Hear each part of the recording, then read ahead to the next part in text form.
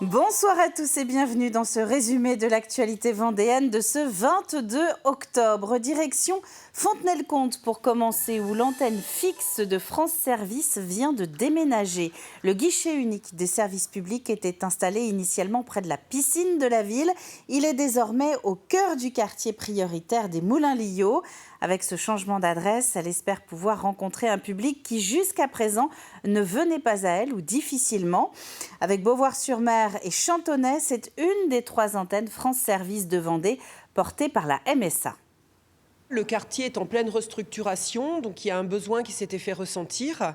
Et en fait, ici, c'est au cœur de la population, qu'il peut y avoir des besoins en termes d'accompagnement pour des gens qui sont pas capables de faire seuls ou qui n'ont pas l'équipement informatique chez eux. Il y a une autre France Service sur Fontenay-le-Comte qui est portée par la communauté de communes, celle-ci, et qui est itinérante. Donc elle est chaque jour de la semaine dans une commune différente. Donc c'est pour être au plus près des besoins sur le territoire pour qu'il y ait un maillage vraiment sans faille.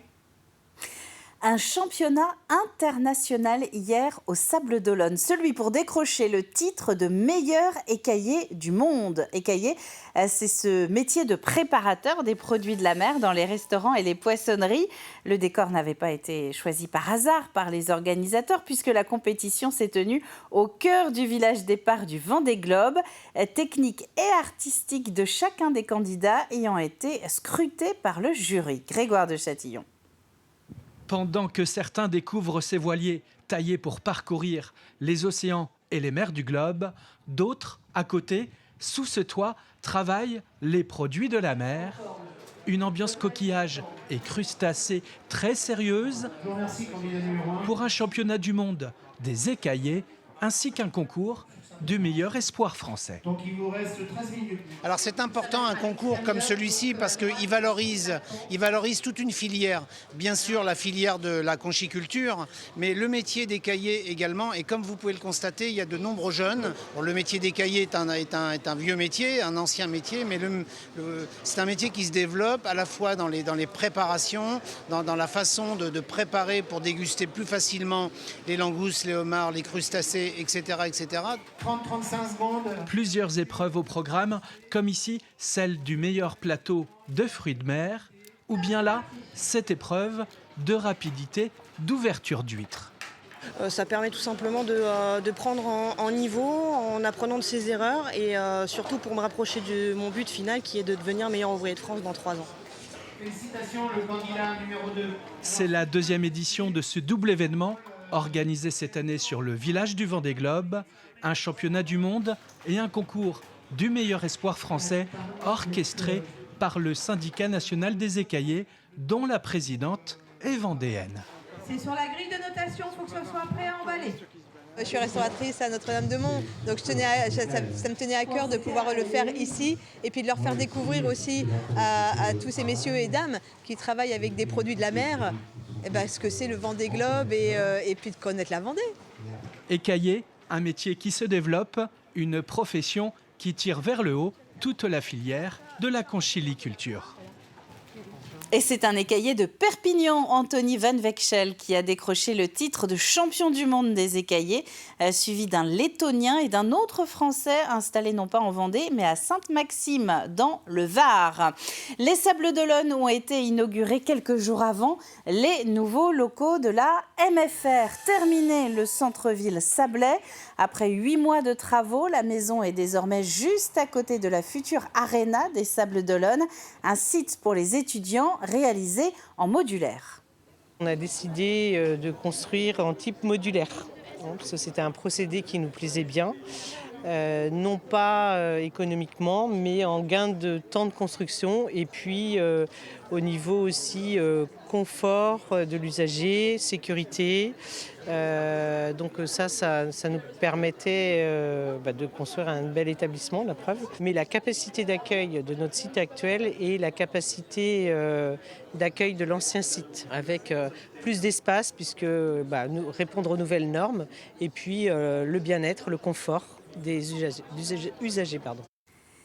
Il n'y a pas que les livres d'histoire qui permettent d'en savoir un petit peu plus sur le monde qui nous entoure. Nous pouvons aussi beaucoup apprendre en lisant des BD. Et c'est pour mettre ce genre littéraire à l'honneur que l'Historial de la Vendée accueillait ce week-end la 4e édition d'Histoire de BD, un rendez-vous d'auteurs et de lecteurs de bandes dessinées historiques. Peu importe l'âge, peu importe la période choisie, il y a forcément un titre qui vous attend. Florian Wozniak.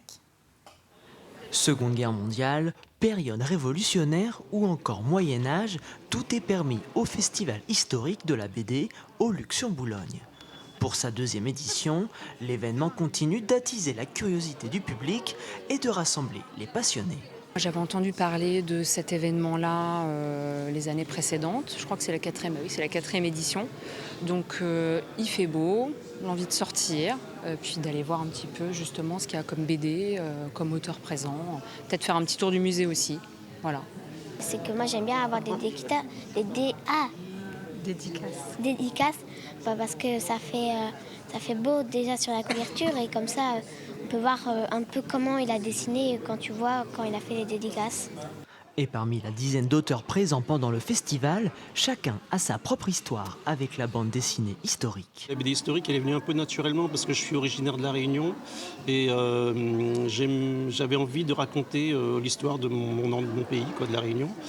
Du coup, voilà, j'ai commencé par m'intéresser à l'histoire de mon pays, enfin, je peux parler de pays, de mon département plutôt. Et ensuite, l'histoire, je trouve que c'est un support qui est très intéressant pour faire passer des émotions. Et malgré le caractère factuel de l'histoire, avec un grand H, les auteurs gardent tout de même leur liberté d'artiste quand il s'agit d'écrire une BD. Quand on parle de BD historique, il y a 2 grands pôles. Soit un pôle vraiment documentaire, où on a quelque chose d'assez... qui se rapproche finalement dans les livres d'histoire, avec des sources, de la documentation, des spécialistes qui vont en parler. Et puis un autre axe tout aussi pertinent et tout aussi sérieux d'un point de vue scientifique, qui choisit plutôt de l'axe de la fiction. Ce qui est bel et bien réel, c'est que la BD n'est pas abandonnée par son public. L'année dernière, plus de 75 millions d'exemplaires ont été vendus en France. Et c'est la fin de ce journal. Merci à vous de l'avoir suivi. Le prochain rendez-vous avec l'actualité sur TV Vendée, c'est demain matin à partir de 7h. D'ici là, très bonne soirée à vous tous et à demain.